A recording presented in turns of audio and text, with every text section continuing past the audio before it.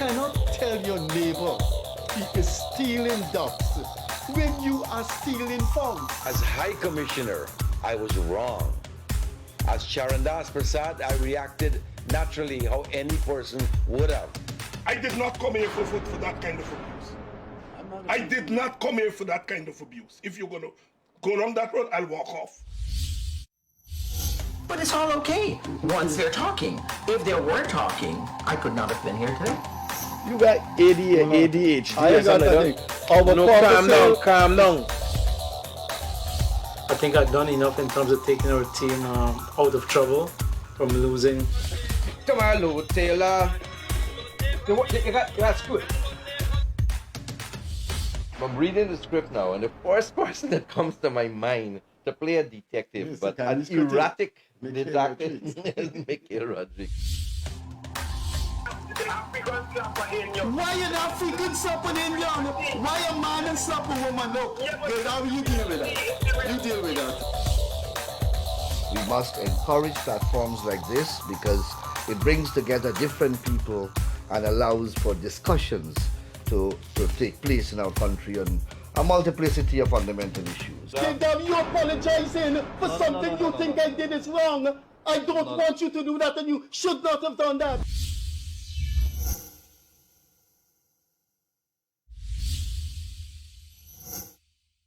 Good morning, good night, wherever you are. This is the Freddie Kissoon Show. We are now 2 years and a few months. In our studio this evening is one of the Guyanese with a formidable intellect. You may not like his ideological, cultural / sociological, philosophical perspective. You may disagree with some of his ideological pathways.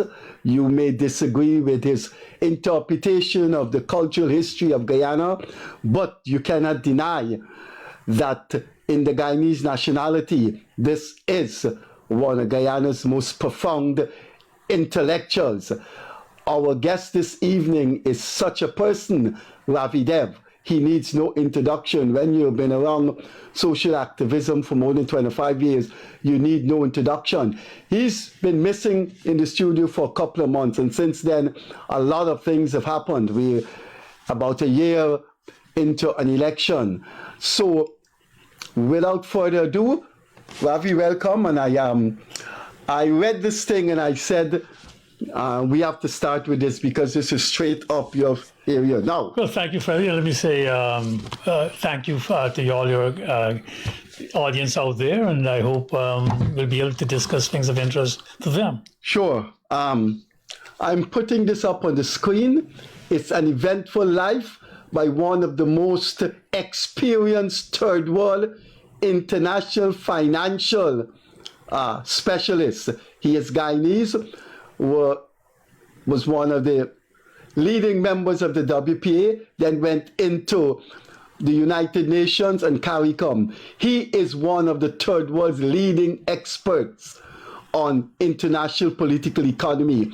This is his autobiography, and he has something to say about Burnham. When I read it, I said, Ravi Dev has to expatiate on that statement. I will read what Maurice Odell has to say, and then it's over to Ravi. Let me quote Maurice Odell. Burnham retorted, then you are a member of the PNC. Further nonplussed at the grand charge, my response was, I am neither a member of the PNC. For the next 40 minutes or so, Burnham wanted to know why I was not a member of the PNC and what I would recommend other than what the PNC was currently doing in order to better serve Guyana. This is Odell meeting Burnham in the early 60s after independence in London.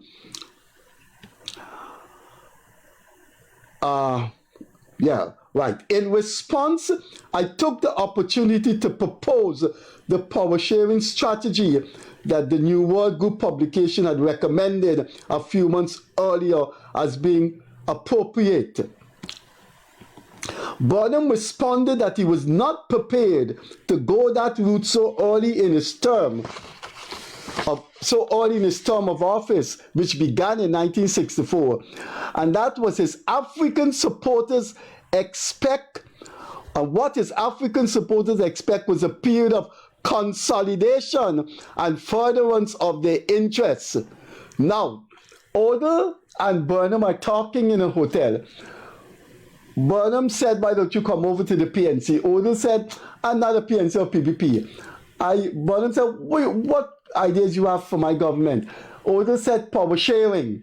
This is what Burnham said, and I'll read it again. Let's go back to the page. Burnham responded that he was not prepared to go that route so early in his term of office, which began in 1964, and that what his African supporters expect was a period of consolidation and furtherance of their interests. Did that happen, Ravi? You're as good a historian as anybody in the Guyanese nationality. Well, there's a couple of things. One, Odell is talking to Burnham in London in 1966, the year of our independence. Yeah. So Burnham had just, as you said, got into power. And I think a couple of things are important here. One, Burnham is conceding that his base is African, while he's been touting the whole socialist, ideology of his party, that the PNC is socialist, and in socialism, one would look at class interests as paramount. Burnham is very honest with Maurice Odell to say that my supporters are A, African Guyanese, and B, I must look after their interest before everything else. So this is exactly what happened and what unfolded. Burnham implied as if at some point in time he would loosen the reins, so to speak, and involve other groups in whatever the government was geared towards producing. But it never happened, and I'll tell you why. Which is what the history tells you. Between 1964 and 1968, when that first election, post-independence election will occur, Burnham took over the rice industry, which was the largest employer of Indian Guyanese in Guyana. He proclaimed that all paddy had to be sold to the government. He controlled the rice marketing board, put in his own people there. In purchasing the paddy, he purchased it at extremely low prices. My nana, who I was raised with, we produced a small amount of paddy, but you had to sell it to the government. Then he created rice mills, mega mills, throughout Guyana, from Blackbush Polder, on the east coast, on the west coast, on Wakenham, on the Essequibo coast. All of these were controlled and manned by African Guyanese party members. So in a sense, he created a whole new bourgeoisie class who, as in the sugar industry of colonial times, one race ran the industry, controlled everything, while the other race were merely the workers. So Indians became impoverished because the paddy was sold at a certain price, which did not pay them. And within a decade, the rice industry was on its knees. It has been calculated, there's one study that shows you that during that time, the difference in what the paddy was bought for and what the paddy was sold abroad and the profits accumulated to the government for Burnham's own purposes amounted to an implicit tax of 110%. And going down to taking care of his supporters, because you're hearing a different story nowadays, as if African Guyanese or African Guyanese brothers, they were not ever economically empowered. In rice, Burnham, one of Jagan, the biggest mark against Jagan was that the Blackbush Polder scheme that was opened up during his regime went predominantly to Indian Guyanese. Never mind that it was an open application form and that African Guyanese applicants got more in proportion to what, their numbers in applying, they got more land. So Mr. Burnham, in all the new schemes, especially on Region 5, gave land to African Guyanese out of proportion to their numbers. So the rice industry was used to channel funds into the African Guyanese pockets. And we could go on with later. Burnham by 1970 would take over, would have something called the External Trade Bureau. Yeah, ETB. ETB, where they took over all importation. So all these petty shops that the Indians owned had to purchase through them, but you couldn't purchase because he opened something called Knowledge Sharing Institute. And they were all located in African areas. So the whole of West Coast probably had two, one in Denamstel, one in my village of Kashmir in the African section. So that was another source of income that was taken away from Indo-Guyanese. The sugar industry, as you know, was nationalized and a levy was imposed. So after 100 years, sugar workers had won something called profit sharing. The Crane Commission of 1968, they had won a percentage of the profit. Now, the profits of the industry would be distributed in proportion to the numbers. Workers had 60% of the costs, and management had 40%. So the profits were distributed to workers and management in terms of the rehabilitation of factories and so on. Burnham now imposed a levy which took away profit sharing from Indians. So, for example, my father, who worked as a security guard on the sugar estate, his first profit sharing was in 1960s, and they brought what it was called those days a 3-piece set. That was the first time we got one of these leatherette type of things. I know about that. At everybody home, you know? And we learned to sit on three-piece set. So you learned about a love seat, and you learned about that. So we could go on and on, Freddie, but what I'm saying, Mr. Burnham, and this is where some present ideologues, especially in the WPA, are talking about empowerment, and that as if African Guyanese were not also empowered, and that Burnham, even though he was socialist like Dr. Jagan, he understood politics and he took care of his supporters. My question, Freddie, and this is something that should be asked, how come by 1992, when we had the first household income and expenditure survey, African Guyanese and Indian Guyanese were economically on par?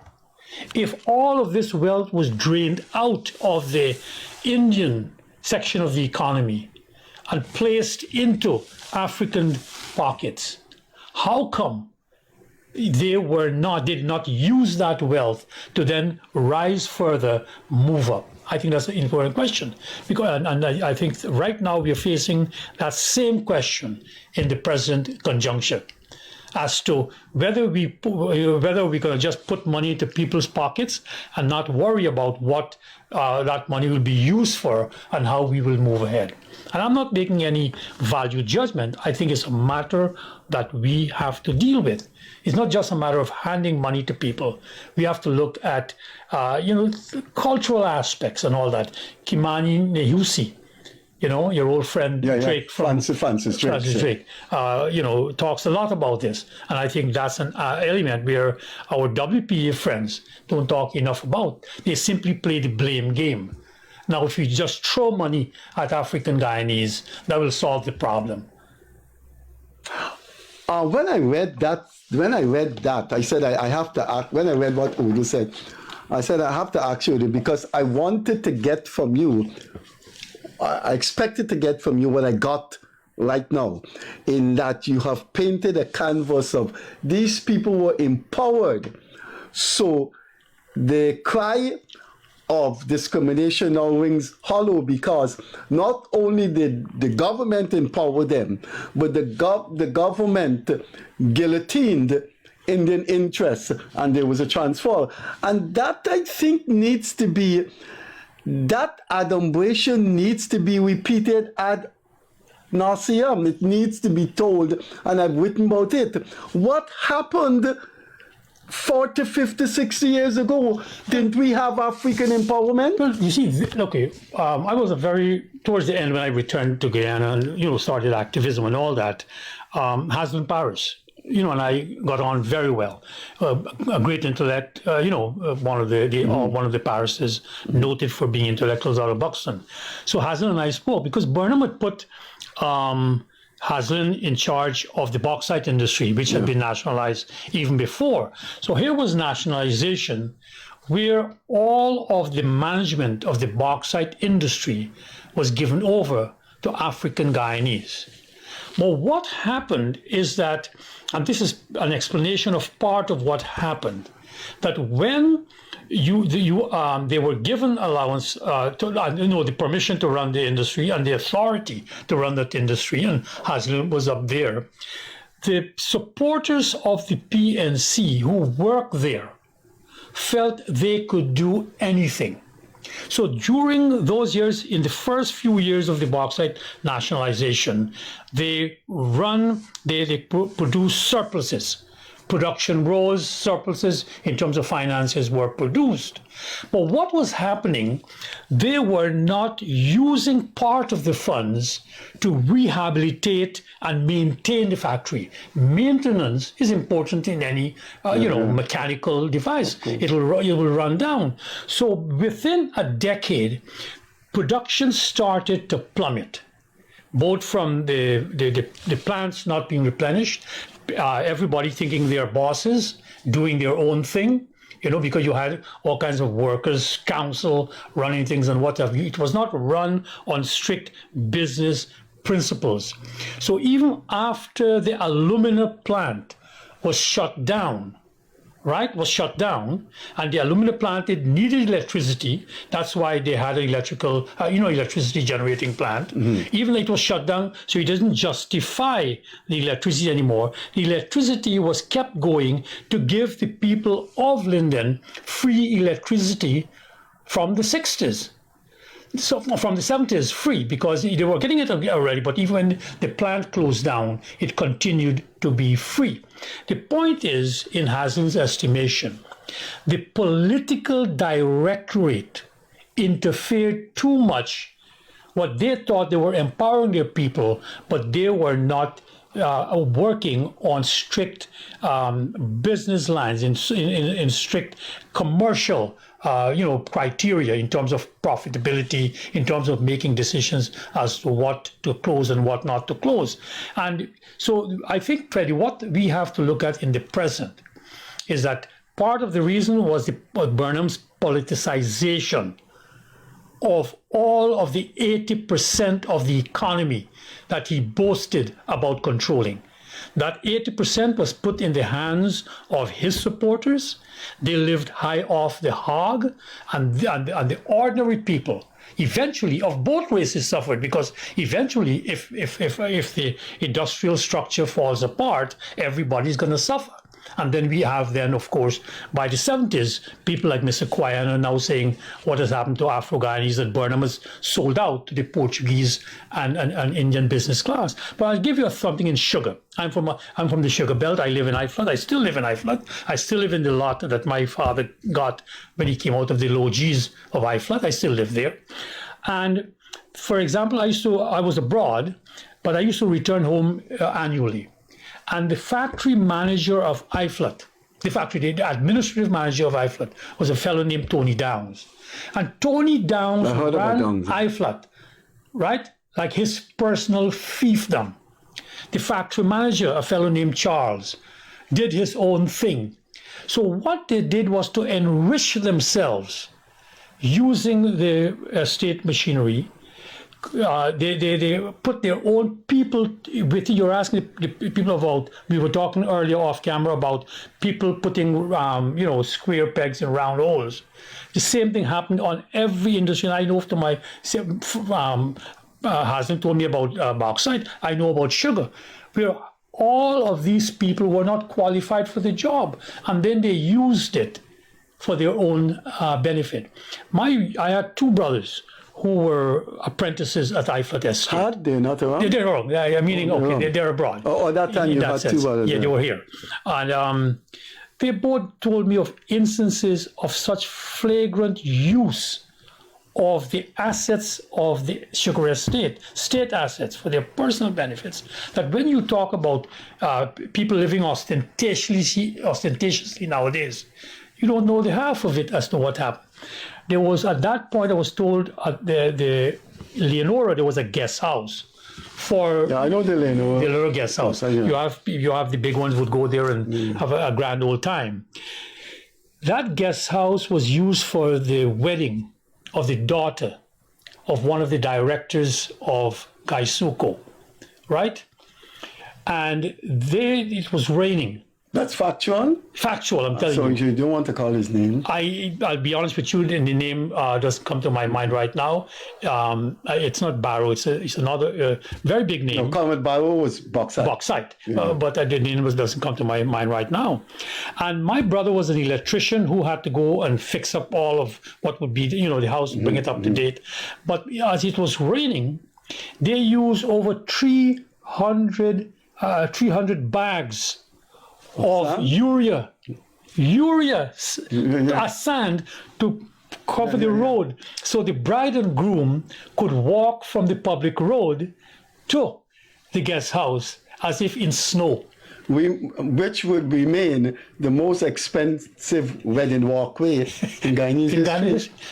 Exactly. Forget about red carpet. Talk about The red carpet would not be as expensive. Talk about white red carpet urea. is stuff that looks nice, but it's... But it exemplifies the use of the state, where Mr. Burnham created an upper strata for the middle class Afro-Guyanese community. And then, of course, I haven't even gotten in to the other classes of the Guyanese, which is, for example, where the co-op movement was supposed to take care of them. Mr. Burnham took care of his constituency. Co-ops were formed. Mr. Burnham empowered Africans. Empowered them, and I think I always complain that how come they're not praising this man more for specifically that, for for example, all the co-ops, Freddie, and you would know that. Even the Georgetown ones that took care of rear pigs and all of that, they were given piglets, they were given money to put up the structures, the pens, they were given tractors. Every co-op. Now, the entrepreneurs, talking about entrepreneurs, the Guyana National Cooperative Bank was set up to give loans to And you have the entrepreneurs. Ghana Mortgage Finance Bank. But I'm talking entrepreneurial now. That they said Mr. Burnham, being socialist, didn't build an entrepreneurial class. You go when GNCB went bankrupt by 1990. A whole set of African guys. There was a list that was put out as to who owned what. Talk about The same would Kampala. be with the Mortgage Finance Bank too. The same would be. Same. There would be something put out. But I remember this because I was allowed to see that list. And I remember Jocelyn Dow had, because she was an activist at that time, she had a company that made Liana furniture right. or something like that. Kampala restaurant. These are things that I still come to my mind. But you were talking of big money that was offered interest, not interest-free, but at low interest, and they were never repaid. That is why GNCB went bankrupt and billions had to be written off. Now, those billions, Freddie, are probably trillions in today's money. So WPA and Eric Phillips and them are saying, empower us again. In fact, that's what they're saying again. And that is what they're saying, but they're not Empower us admitting it again. That They're they saying were they were once never. empowered. They are making a line from emancipation to today as if it's an unbroken line of unmitigated suffering and oppression and all that, forgetting what Mr. Burnham and Mr. Hoyt did in their 28 years. I'll tell you a story about Mr. Hoyt. I was very close. I always refer to him as Mr. Hoyt. Right? We got very close because I was in the opposition. You and Hoyt? Hoyt, yeah, he liked the intellectual thing. Yeah, but he would never have been in Parliament because he was the president. So you would not have seen him in Parliament. No, but he would call, for example, when we had to get a new head of GCOM. He called me and he said, Ravi, I know you don't talk to the PPP and all that, but I don't know who to call. I'm thinking of somebody and I want you to float their name. And he called me. I said, who's the person? He says, Steve Surge Valley. Right? True story. And because I was involved in 2001 and all that. So I said, who do I know? Now, I only knew one of the few persons I know was Kemraj Ramjatan. Because when I returned to Guyana, Dr. Jagan had sent Kemraj to watch one of my activities, and I got to know Kemraj since then, in 1988. Anyhow, I called Kemraj. And I said, man, Mr. Hoyt would, want to nominate Steve Surge Valley. What do you all think? And blah, blah, blah. He went around. He must have spoken to whoever he had to speak to. And I told Mr. Hoyt, yes, they were okay with Steve. And Steve came back. But the point I want to make... Wait. Steve Surge Valley knows that the origin of his chairmanship of GCOM started with you? Later, when we got to Gaffin and all so that. he knew that? Yeah, later he knew that. Not sorry with me, sorry, Mr. Hoyt. But I was Hoyt had it had to start with Hoyt. But I want to show you the closeness of Mr. Hoyt. He, in a sense, he agreed because Hoyt fancied him, not fancied, that is like a deprecating word. No, Hoyt was an intellectual, and he saw himself as such. He liked to read. So he and I would talk a lot about books. He liked history. He did his first degree in history, and he liked it. So to come back to one of the anecdotes he told me, right, was that he said, Ravi, when Barama decided to come to Guyana, right, to open up this plywood factory and all that, their logging concessions were in Northwest District. And of course, they wanted to put their factory in the Northwest District. So you don't have to be hauling logs literally hundreds of miles. He said, I persuaded them, nay, I insisted that they placed that factory up in Garden of Eden, somewhere down there, up the East Bank, towards as you go there. The Barama factory was up there, right? And what he told me, because we were talking about this whole need of how do you have entrepreneurship, how do you get ahead? The same question that you and I are discussing between the two groups is the things imbalance. So he himself tried to empower Afro-Guyanese on the East Bank or in Georgetown who worked to get a job there. And that was lo and behold. But what he told me, he said, Ravi, even though they started the factory, the people came back and told me that every Friday and Saturday night, the workers jumping the fence to go partying, that they would not. I told you. Hoyt told me that they did not want to put up with that discipline of the South Koreans, what got South Korea where it is today, of 3 shifts, and you work your shift. In fact, as you know, in South Korea, they have to now pass a law, and Japan, to insist that people leave. You can't keep on working beyond your hours. So Mr. Hoyt, that was one of his things. And if you go back to the 1988 Genesis of the Nation speeches, right? Our boy Ramphel had his speech about Indians in early in the year, and Mr. Hoyt had his speech. And in fact, Mr. Ramphel alluded to Mr. Hoyt as his colleague, former colleague, because that was 1988. So Mr. Hoyt in his speech is something that every Guyanese should read, but especially African Guyanese. It's called Beyond the Horizon.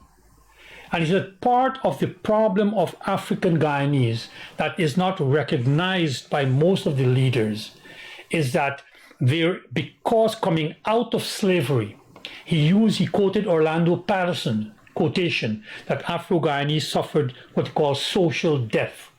A lot of their institutions that came out of Africa were destroyed, and they suffered social death. But one of the results also was what he called they did not look beyond the horizon, meaning to look farther ahead. They looked for the immediate future. Now economists would use terms like immediate gratification and all that, but that's too flip. Hoyt made a profound observation as a historian that unlike Indo-Guyanese, who say, man, may do this for me picnic and may do this, and you keep on looking down the road, that African Guyanese look too much into the present, and they have to lift up their heads and look beyond the horizon. So coming back to today, we had a party called ROAR, we called for affirmative action for those who are, depressed and what have you. But it can't be just handing out jobs without ensuring or helping them to understand their role. They must be given agency, Freddie. This is what is happening. People like my friend David Hines and your friend David Hines, they refuse to accept the need for agency, in charting our life course. You just can't give people handouts, give people $5,000 US a year and expect them to do. He's going to react to this interview. I hope so. I've been trying to get him to talk about this. One of his students. He's too far gone, I think. One of his students who passed through him, and then she passed through Hinson's person, and she got her PhD, and she has written a remarkable book about what is called culturalism, which David, I asked him, I said, read your own student. What's the name of that book? I forget what it's called, but the point of it was her dissertation that she put into book But it's form. not on Guyana. No, this is something from America. They were University of South. She finished at Arizona. It has the word caste in it. I'm pretty sure because coming out of thing. But what it is that the point she's making that there are certain activists who are totally focused on the cultural and are not connecting that cultural to economics. That economics has a whole body of work called behavioral economics that talks about your behavior. You just can't dismiss it and talk about only systemic factors as if you're suddenly, being manipulated like a puppet and you have no agency. This is, and I tell you, Freddie, I come back and I'll call David's name again. I fear for what David is doing to the African Guyanese today, to those who listen to him. I mean, the man, a Guyanese woman named Gita Chandan, upbraided an African for derogating Indian people. And because he called the woman a slave catcher. I mean, there isn't there. But it goes beyond that, Freddie. He and I have had this debate already. I'll tell you, this is part of that danger.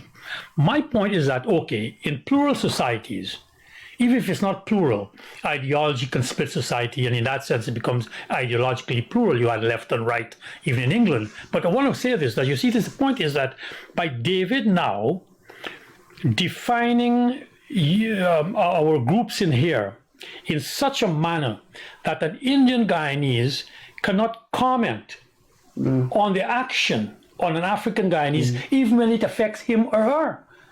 You're a slave catcher, because to now criticize one of their party members who derogated Indians, spoke very disparaging of Indians, and not only her, of Ganesh Mahipal. There were 3 slave catchers.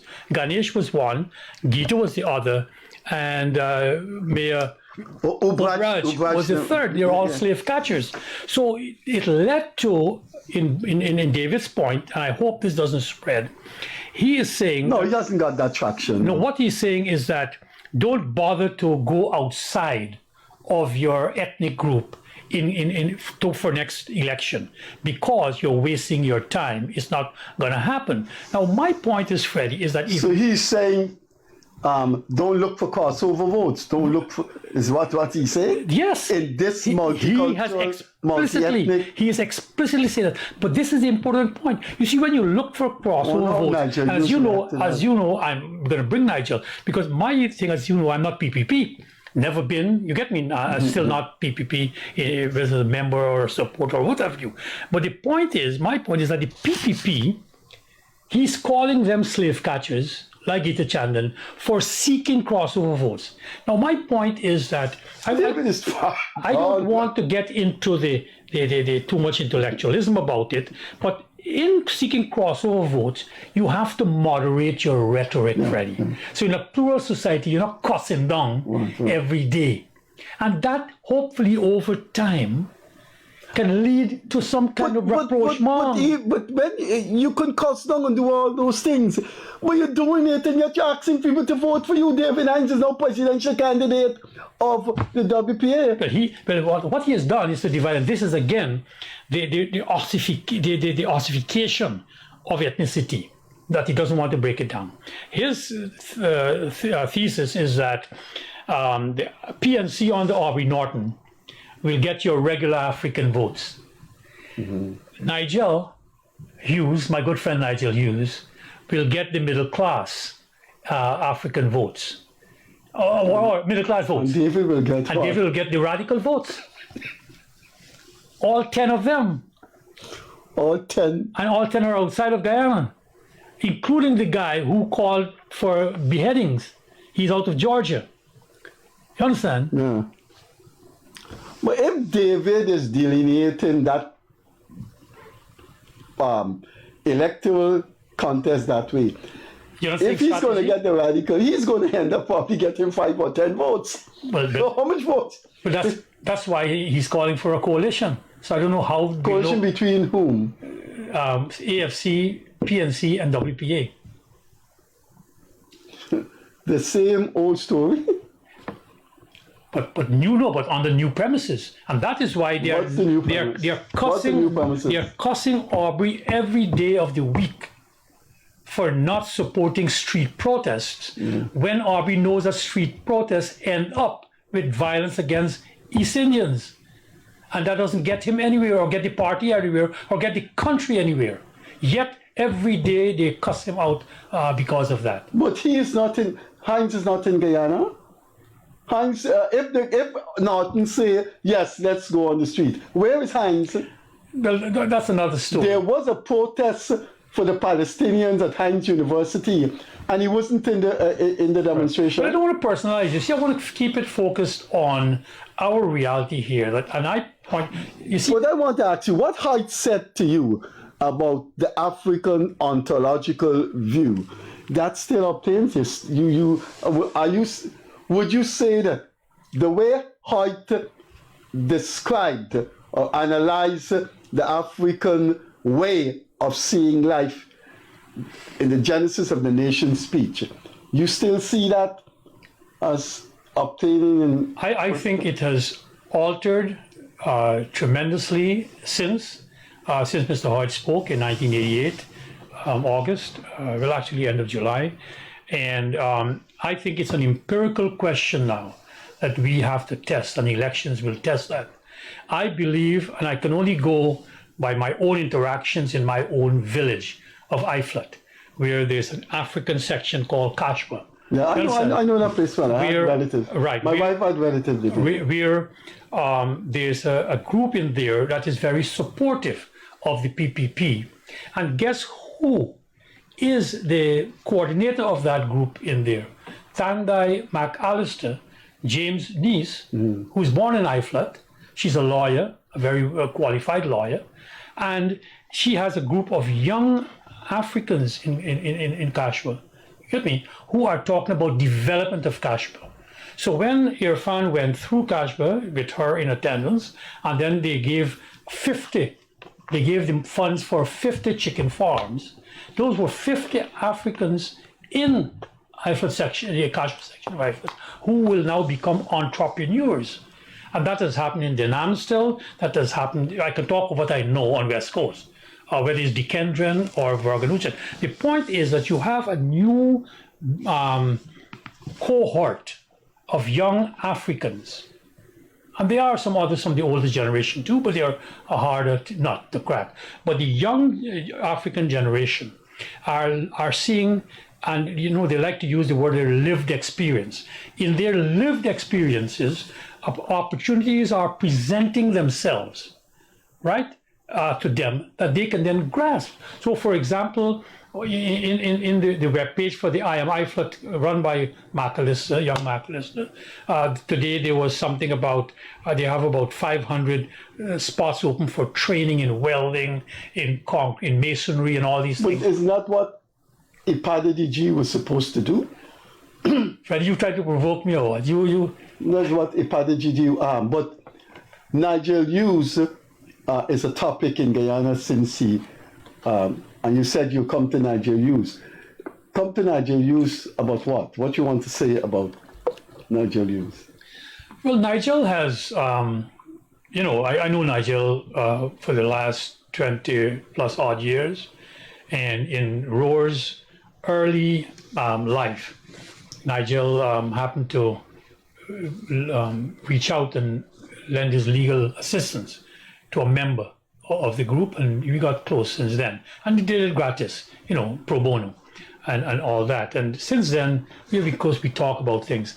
I know that Nigel is very concerned also about the African Guyanese Well, his condition. politics the past 4 years went in that direction. Right, and but he's always been. I don't know if you know, Mr. Hoyt is his godfather. No, I didn't know that. Yeah, but he's not a member of the PVNC, and as he has always said publicly, the Hughes and the PNC, really never saw eye to eye.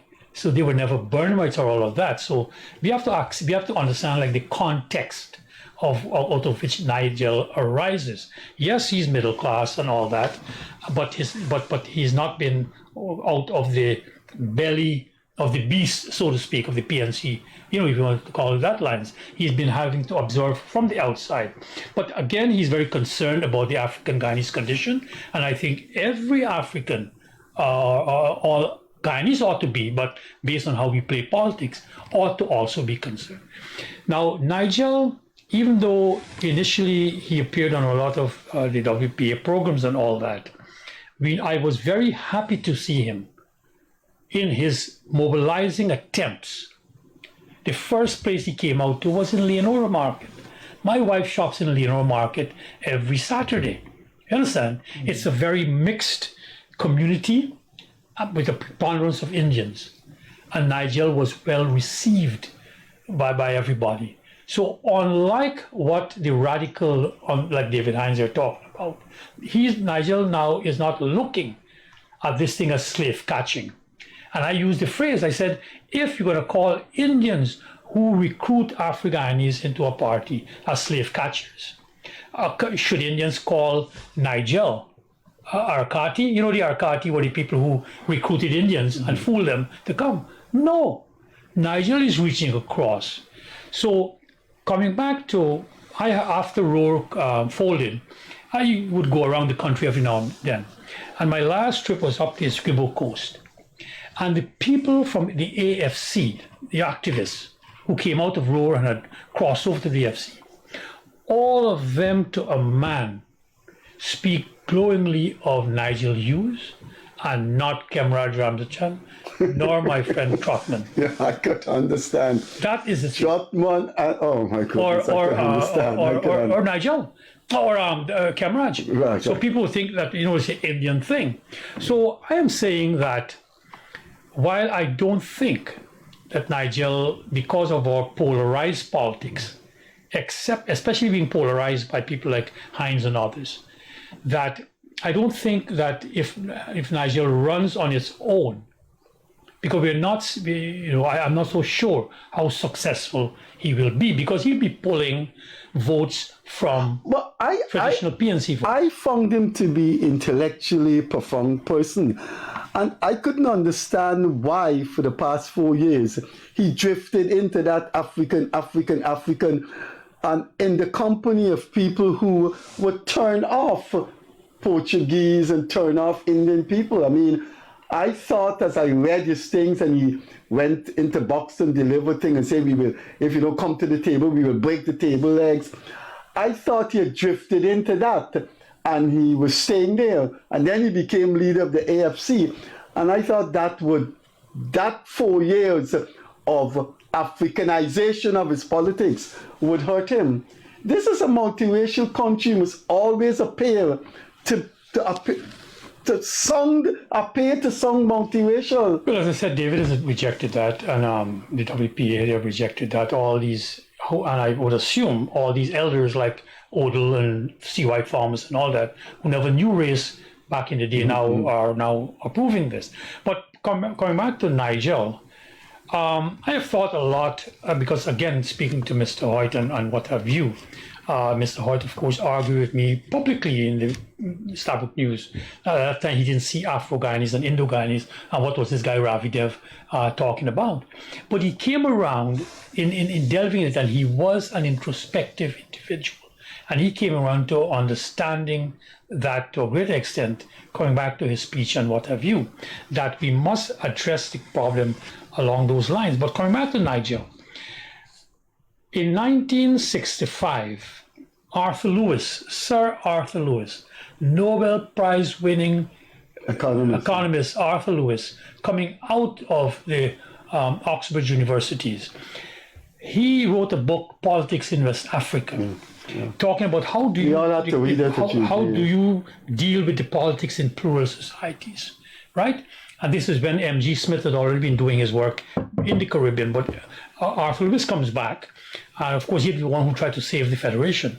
But by 65, he writes his book, and he talks about Guyana. And there's two sentences I've never forgotten. He said, when you talk about democracy, right, he talks about two options in a plural society. One, coalitions, and two, federalism. Many of people like Eric Phillips and others and David talk about coalition, but they never mention federalism. But that's the point I want to make. To come back to Niger, there's another sentence in which Arthur Lewis writes, and he was a man totally British in his outlook, talking about the colonial man. He says that if upon counting heads are the Africans of, and he said the Negroes, in those days they would use the word Negro. If upon counting heads are the Negroes of British Guyana to be exterminated. So I looked at this great intellectual, and I lived in Guyana. I was here in 64, 65. Yes, we had riots. Yes, we had all that. But to use that very strong word, exterminated, it implies to me, it showed me that while and this is what I have always been very reticent in speaking for African Guyanese, because I cannot go into that mindset, because up to now I cannot understand why Sir Arthur Lewis used that word, because I didn't see it. I lived through those years. I didn't see it happening. And so when I come back to Nigel, I think in the African Guyanese intellectual, and Nigel is an intellectual, who are concerned about the African condition. And there are reams of studies that are done to that they are driven to extreme positions. It's like a bear being trapped by one of those, those bear traps, and you eat your own leg to get out of it. So I cannot purport to try to speak for Nigel Hughes, but I can advise him that I think there's a change in Guyana, and he's younger than me, and if I can see that change. Freddie, both my kids went to Queens, right? You know that they both did well by God's grace and all that. 90% of their friends are African Guyanese, and they come out of IFLAT. You understand? All of their friends, dialectics of left all of their friends are now either entrepreneurs or professional. I see it every day in this because they chat. Now that cricket is coming next week, they've all made plans to meet at I've seen that at Eugene before. My son would be among all his Afro-Guyanese friends and hanging out at the Amazon Warrior game. Ravi, do you think, just as how partition has haunted Guyana and will haunt him for the rest of his life, he's 99, do you think that 34 is a majority of 65, not 33? He is now credited as the man who promulgated that and made it into, Sanjeev Datta didn't sat in the same seat and said something as absurd as of that enthralled the whole nation. Do you think that will follow him? Everybody talks about him. Unfortunately so, Freddie, because you see, as an attorney, and I'm a lawyer, I've never practiced, but I'm an attorney, and you're taught in law school that for your client, you look at whatever is out there and you control them a lifeline. To Nigel's credit, he did find a case in some Vanuatu in South Pacific. In South Pacific, one of the islands there. And out of that case, of course, we would say that he went over the top. Yeah, but people said in that parliament it was an equal number. What I'm saying, Freddie, is that in the legal fraternity, sometimes you reach for something for your client. And I can only assume that Nigel did that at a time of desperation from that elements, and Nigel threw that lifeline. But unfortunately, yes, I speak to people call me, and they know I'm very friendly with Nigel, and they feel that will haunt Nigel for the rest of his career. And I say, unfortunately, because he's more than that. I think he's more than that. He's a personal friend of mine, but we haven't been speaking to each other. I don't socialize. I don't go to the places Nigel would go. I don't go anywhere. Same here. I couldn't understand why he went in that direction, because he came across I would say pre-2018, even when the AFC was in power. He came across as your natural, multiracial guy who is from the middle class, but he came across as a kind of guard in those days, 1990, the guard people that you had in 1991, 1990. And then I saw this fastening in the company he would appear with Burke. Now, there's some people you just don't touch because they're very extremist and violent in their rhetoric, and Burke is one of that. But come back to the point I'm making, Freddie, that when the straits are so dire as Nigel and others see it in the Afro-Ghanaian community, in a sense that any port in a storm can happen. And I think it's unfortunate. I think, coming back to Mr. Hoyt, I would advise them to look beyond the horizon. Look as to where we can possibly end up, because, I look at it myself. Both my kids are professionals. And when I look at the world, there's a lot of things that I disagree with. For example, corruption. There's no question. And it's been shown in all of our societies, underdeveloped societies, as your old friend Samir, talked about. Samir Amin. The whole overdeveloped state. The overdeveloped state. Yeah. No, it's not he. That was Hamza Alavi, the Pakistani political scientist. So to come back to the point is then that I think a lot of things will go wrong, but we should expect that, but not overlook them. So I would think, for example, issues like corruption. Indians are very concerned, for example, on the issue of corruption. They are. You get me? They are concerned about nepotism, which is an aspect of corruption. And these are things that you should expect that will happen when money suddenly starts flowing. Capitalism by its nature is crony. Crony capitalism is a tautology. All capitalism, you want to give a contract, somebody, they know about it. So I think these are issues along which people like Nigel Hughes and others can mobilize along. Not this dangerous fissioning of African versus Indian. And I think gradually people can understand that you can come together. And this is not theory, Freddie. We're talking of 2011, when I argued people like you that, we shouldn't go down that road of protests and all that with Kemraj and Eric Phillips and all of them. Let us have a line of, the PNC should rebrand itself, right? And if you remember that phase, you talked about an elective dictatorship and should be taken on, and Eric Phillips and David Hines and so on were on that. But they held their line, played politics on issues, what is called valency politics. And yet, so in 2011, you had the PPP stymied. And 2015, they lost office. So it's not a guessing game you're playing here, Freddie. Regular politics in Guyana. If you don't drive people into the arms of others, they will vote for regular issues. And I think that's what we need today in Guyana. And I hope that Nigel will move along those lines. And I'm hoping that Aubrey will move along those lines. But is it too late? The elections is just about a year from now. Well, that is where the campaign will start somewhere in June. Well, that's why I think they might have shot themselves in the foot. You know how? Because it's there, and like any reputable political party, the PPP will make hay out of what they did. Neither Norton nor him. Well, he is a more penetrating national figure than Norton. But neither of the two. He who? news. Okay. Neither of the two have said anything about the rigged election.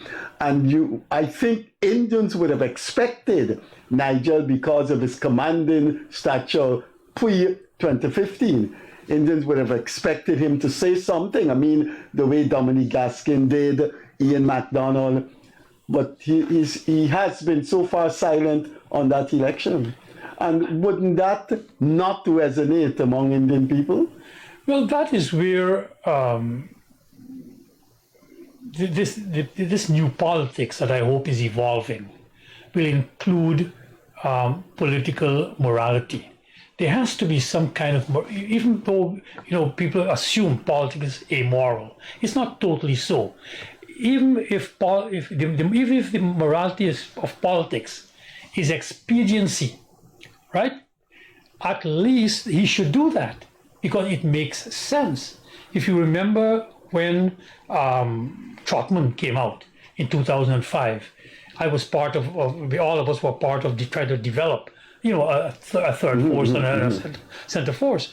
And Trotman very clearly said, and one of the things that made him, redeemed, coming out of the PNC, he said the PNC should apologize for its past.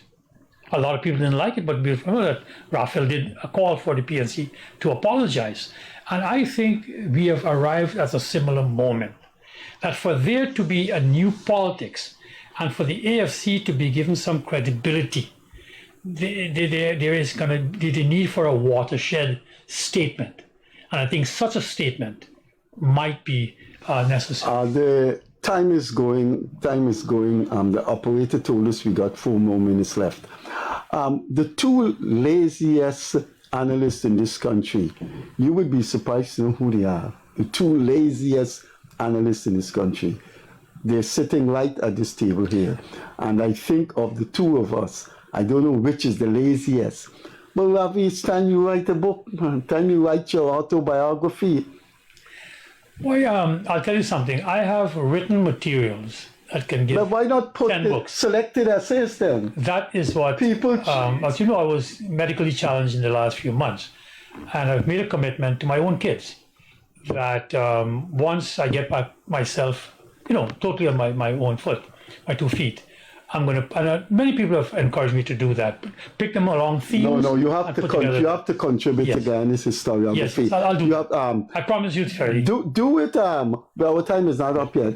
Do it as selected essays Yes. by Ravi Dev. Yes. Selected essays in Guyana by Ravi Dev. So many top intellectuals put their I'll things do that. together. I'll start with. I've written about 5 quote unquote academic papers when I analyzed the Burnham regime on the dictatorship. I did about 4 of them. Etiology of an ethnic riot when we launched it. I have that. Right. So I have about 5 of those papers. That'll be the easiest thing. Somebody told me put it together. Just have somebody do a forward to it, and maybe I'll ask you to say a few words. about it. It's gonna come out. The need to add to Guyana's historiography. I mean, you'll be missing if you don't. Yeah, I'll do that. Right. By the way, I don't know if I'm supposed to say this. I don't think he will object. No, I don't think he will object from speaking in the last time. Kit Nascimento's autobiography should be coming out next year. Yeah, I heard about it. I know the person who's doing it. Yeah. Well, we can't say who's that person because he didn't get. Yeah. He told me not to say that person's name publicly, but he told me I can say that is. I think viewers looking at this program will obviously say, with this election in the air and formation, Glenn Lyle has now officially announced he'll be running. He has? Yes. He said he's official. I did a column on it. Okay. How about that? He announced on his program that he'll be. How about that? Then the Starbuck News have given widespread coverage to a group that is being formed, and they said will consist of professionals and all. I read that. I think Starbuck News know those people, and that is the mulatto Creole thing. Then Timothy Jonas said they're expecting about 4 seats. And now you have Nigel Hughes. I think most people would say, ask the man what he think about the elections coming up. So I'm asking you. Well, Fortunately, in this new era of instant communications, even though I don't physically travel around the country, people call me all the time from all parts of the country. As you know, I was a member of a coalition with CAP. So I even have contacts in the hinterland. You know, Paul is over in Brazil, but I still have contacts. So I believe that the PPP has given what I call a full court press, worthy of anyone, even LeBron. That they've given full court press in terms of beating the bushes to get the votes out. So even though Indians are probably down to about 35% of the population by now. It was 39, it gone It was to 39. 35. I think so because spending a lot of time in New York and the wave still goes. Okay. It has not diminished. So I think that the PPP will win.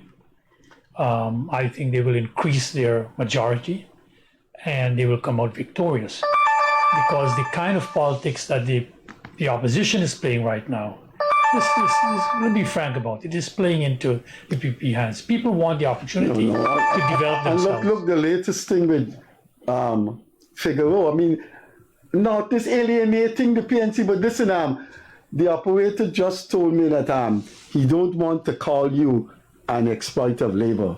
Our time has come. Yes, Do not go beyond our time because we exploited our two operators. Yes. Ravi, we have to have you back here again because there is so much I wanted to ask you on this. I wanted to ask you about the Mulatto Creole class and the reaction to the 2020 election and such. So give it 6 weeks and we back. Look, Yes. it's up, and I hope you're doing all right with your health. Yes, I know I'm working on that. Yeah. Right, good. Ravi, once again, Take care. nice to have a stimulating intellectual in the program. Hasta la vista, viewers. He said it in Spanish. I will say it in Creole. Ravi Dev was our guest this evening. He said, hasta la vista. See you later. Catch you later, man.